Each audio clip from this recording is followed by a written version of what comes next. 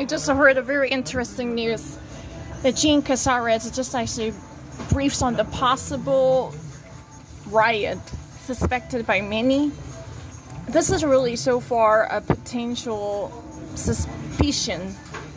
That's really the reason why so many retailers in New York, they're actually steeling themselves for the worst to come by boarding up their buildings. Literally, boarding up means they are beefing up the security measures, including the toughening up the surface, the walling up the building's surface or edifice's superficial surface with a plywood or any type of partitions that could eventually prevent and encapsulate the entirety of the buildings, because they're really worried about the possible fallout from the presidential election. Whoever might get elected, there could be possible unrest leading to political protests, and this is something that has been worried about many. So Macy's indeed already in May experienced a series of vandalism affecting their own building, which is the main branch of Macy's in New York between 34th and Broadway, if my understanding is correct. And that's really the reason why Macy's is at the forefront of walling up and boarding up their own building. There are so many construction workers who are actually surrounding the very facade of the building with the plywood. It's really like the building is going through a renovation from my perspective. But this is just for propping up the security. In the case of an onslaught of violence, the protesters might actually go into the building, or they just want to vandalize it, or they just want to do everything to deteriorate the very condition of its own business, so they're worried about it. This is not really unique to Macy's. So many different people, especially owners of small shops, either they're actually possessing property or they're operating business, they're always making phone calls to see, what type of security measures they can do, whether that would be safe. They just really want to verify the suitability of their maintenance upkeep, because there had been indications clearly signaling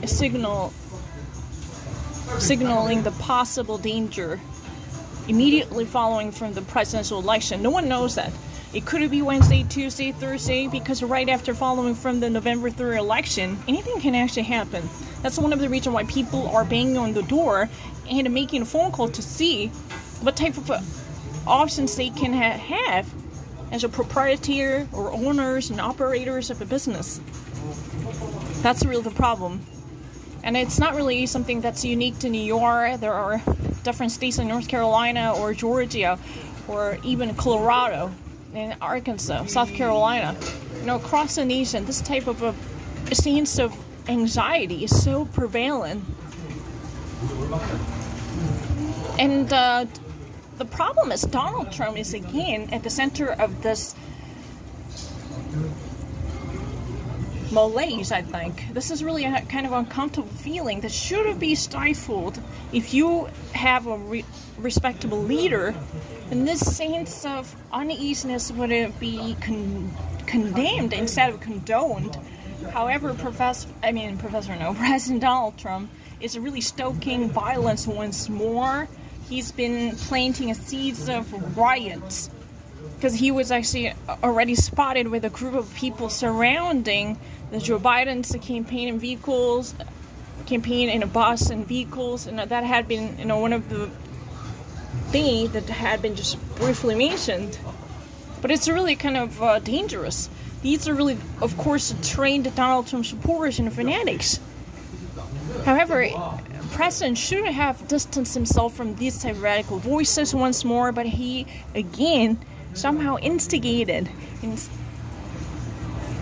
a subtle form of violence.